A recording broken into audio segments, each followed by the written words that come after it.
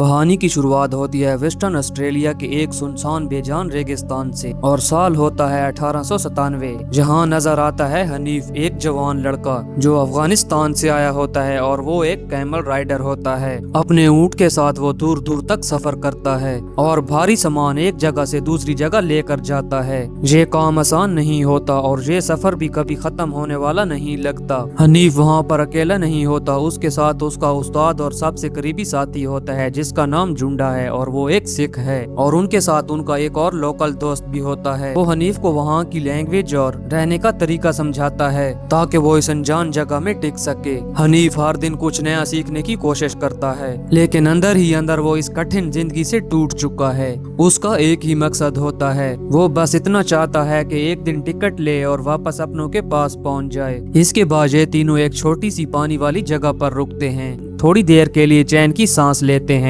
और फिर वहीं बैठकर अपने आने वाले सफर की प्लानिंग करते हैं। पर कभी कभी सुकून का एक पल भी तूफान का सिग्नल होता है। कुछ ही देर में वहाँ पर एक गोरा आदमी आता है जिसके दिल में बाहर वाली कंट्री के लोगों के लिए जहर भरा था। वो आते ही उनको भड़काने लगता है और वहाँ पर उनकी मौजूदगी पर सवाल उठाता है। उसको ये लगता है कि ये लोग उसकी जमीन पर जबरदस्ती कब्जा कर लेंगे और बात धीरे धीरे बढ़ जाती है और एक बहुत ही खतरनाक मोड़ ले लेती है और वो बिना सोचे समझे जुंडा पर सीधा गोली चला देता है। गोली लगते ही जुंडा गिर पड़ता है और कुछ ही पलों में उसकी रुक जाती हैं, लेकिन उसका लोकल दोस्त बहुत ज्यादा गुस्से में आ जाता है। वो तुरंत अपना भाला उठाता है और जोर से उस आदमी की तरफ फेंकता है और उस भाले के लगने से वो गोरा वहीं पर ढेर हो जाता है। और अब उन दोनों के चेहरे पर सिर्फ डर होता है, क्योंकि उन्हें समझ आ चुका था कि अब वहाँ पर उनका जिंदा रहना बहुत ही मुश्किल है और इस अनजान देश के कानून बाहर से आए हुए लोगों के लिए बहुत ही ज्यादा जालिम होते हैं, क्योंकि जहाँ पर ना ही कोई सुनवाई होनी है और ना ही उनके इंसाफ की कोई उम्मीद। अपनी जान बचाने के लिए वो दोनों अलग अलग रास्ते पर निकल पड़ते हैं। दोनों जानते हैं कि साथ रहना और भी खतरनाक है। हनीफ अपने ऊंट के साथ उस वीराने में बहुत ही देर तक भटकता रहता है। हर तरफ बस सन्नाटा होता है और उसे समझ नहीं आता कि कहाँ जाए। और अचानक वो एक खौफनाक मंजर के सामने खड़ा हो जाता है। जमीन लाशों से भरी होती है और हर तरफ खून ही खून होता है और गौर से देखने पर उसे पता चलता है कि चाइनीज माइनर्स के जिस्म हैं जिन्हें किसी ने बिना रहम किए मार दिया।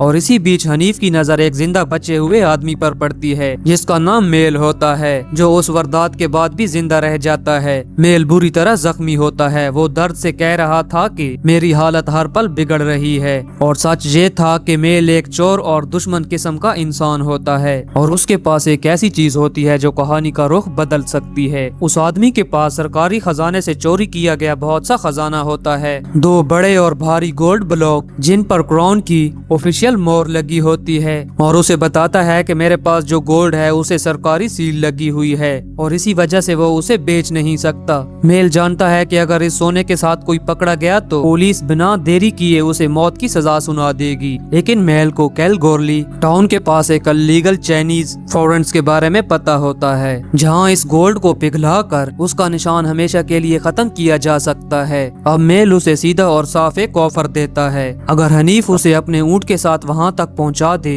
तो वो उस सोने का आधा हिस्सा हनीफ के नाम कर देगा। ये सुनकर हनीफ रुक जाता है। उसके दिमाग में सवाल उठते हैं कि वो उस अजनबी पर भरोसा करे या अपनी जान बचाकर आगे बढ़ जाए। वो उस पर तुरंत यकीन नहीं करता, क्योंकि ये सब उसके लिए बहुत रिस्की लगता है। वो ऑलरेडी पुलिस से बचकर भाग रहा है और किसी नए झंझट में नहीं पड़ना चाहता। और फिर उसके दिमाग में एक ख्याल आता है जो सब कुछ बदल देता है। उसे ख्याल आता है कि घर तो लौटने के लिए उसके पास पैसे ही नहीं, टिकट लेना उसके लिए सपना बन चुका है और वक्त हाथ से निकलता जा रहा है। और ये सोने का ऑफर इसलिए उसको एक मौका लगता है। हनीफ सोचता है कि अब उसके पास खोने को कुछ भी नहीं है और इसी सच के साथ वो इस डील के लिए मान जाता है। हनीफ और मेल अब एक साथ निकल पड़ते हैं। वो डिसाइड करता है कि सबसे पहले अपने उस लोकल दोस्त के कबीले तक जाना होगा, शायद वहाँ उसका इलाज हो सके और उनका सफर आगे बढ़ सके। हनीफ को पूरा यकीन होता है कि उसका दोस्त और उसके इलाके के लोग उनकी मदद जरूर दूर करेंगे। और यूं ही चलते चलते वो एक कैंप तक पहुंचते हैं। जैसे ही वो कैंप के अंदर आते हैं, एक बुजुर्ग उनको देख लेता है।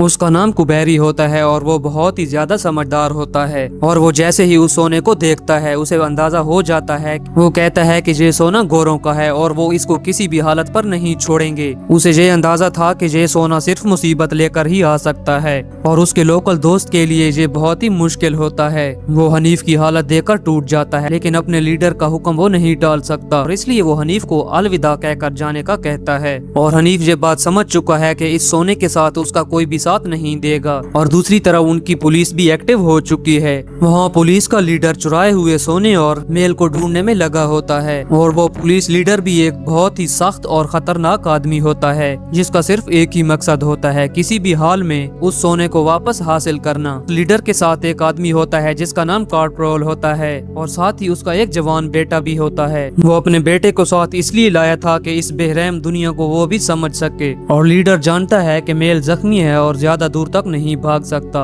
और इसलिए वो बिना रुके उनका पीछा तेजी से करता रहता है। उधर हनीफ और मेल भी अपने सफर में आगे बढ़ रहे थे और आए रोज मेल की हालत भी बहुत खराब होती जा रही थी। गोली का जख्म उसे तोड़ रहा था और दर्द बर्दाश्त से बाहर था। मेल के पास कुछ निशावर चीजें भी होती हैं जो वो खाना शुरू कर देता है और उससे उसे कुछ देर के लिए सुकून मिल जाता है, लेकिन अंदर ही अंदर वो और ज्यादा कमजोर हो चुका था। हनीफ भी ये देख रहा था कि बिना नशे के वो एक कदम भी नहीं चल सकता और सफर और भी मुश्किल हो रहा था। सफर के दौरान दोनों के बीच बातें होने लगती हैं, जहां मेल हनीफ को नए देश की सच्चाई समझाता है। मेल हनीफ को कहता है कि जहां पैसा ही असली सच है, इस दुनिया में सब कुछ सोना ही डिसाइड करता है। हनीफ उसकी बातें चुपचाप सुनता है और उसके अंदर एक चेंज आने लगता है। उसे लगता है कि इस जालिम दुनिया में जीने के लिए उसे भी सख्त दिल बनना होगा, लेकिन फिर भी उसके दिल में अपनी फैमिली और अपने ईमान की कुछ रोशनी बची होती है। वो सिर्फ घर जाने का सपना देखता है। थोड़ी देर बाद उसका पानी खत्म हो जाता है और हालत और ज्यादा खराब हो जाती है क्योंकि उसके पास सिर्फ खाली रेगिस्तान होता है। मेल जख्म और थकन के मारे बार बार गिरने लगता है।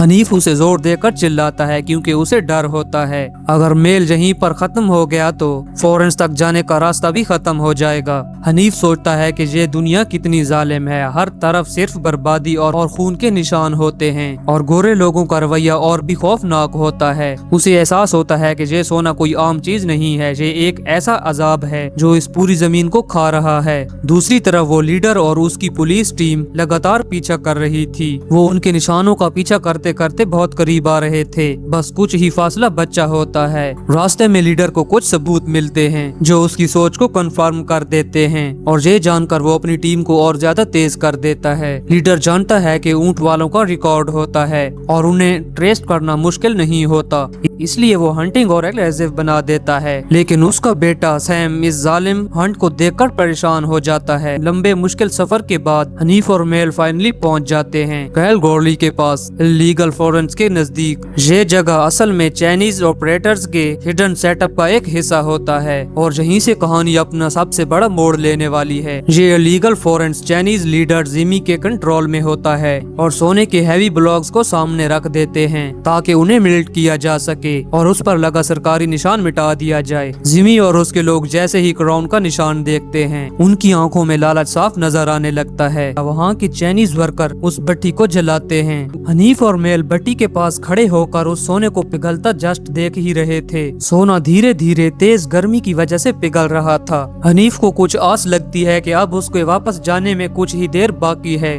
दूसरी तरफ सोना भी पिघलकर एक लिक्विड में बदल चुका है। वो उस सोने को छोटे छोटे सांचों में बदल देते हैं, लेकिन अचानक से वहाँ पर हालात बहुत ज्यादा खराब हो जाते हैं। जिमी और उसके साथी उस सोने को देखकर लालच में आ जाते हैं। एक तो उन लोगों को सोने का लालच होता है और दूसरी तरफ मेल भी एक क्रिमिनल होता है। जिमी के लोग उस सोने को अकेला ही हड़प करने का सोच रहे थे। उसी दौरान वो पुलिस वाले भी वहाँ पर पहुँच जाते हैं और दोनों तरफ से गोलियां चलने लगती हैं। और इसी भाग दौड़ के बीच मेल के पुराने दुश्मन दुश्मन उसको पकड़ लेते हैं। मेल के दुश्मन उसको वहीं पर खत्म कर देते हैं और उसकी लालच उसकी वहीं पर जान ले लेती है। और हनीफ भी वहाँ पर सोच रहा था कि अगर जहाँ पर रुका तो उनका शिकार हो जाएगा। वो तुरंत सोने के टुकड़ों को एक कपड़े में छुपाकर धीरे से चुपचाप वहाँ से आगे निकल जाता है। वो उस रेगिस्तान और खुश्क पहाड़ियों के बीच में बहुत ही मुश्किल से अपना आगे का सफर करने लगता है। वो इतना आगे आ चुका है कि उसे कोई भी नहीं ढूंढ सकता। वो इस मौत के मैदान से बहुत दूर निकल चुका था और वो अपनी कंट्री की तरफ लौटने की पूरी कोशिश करता है।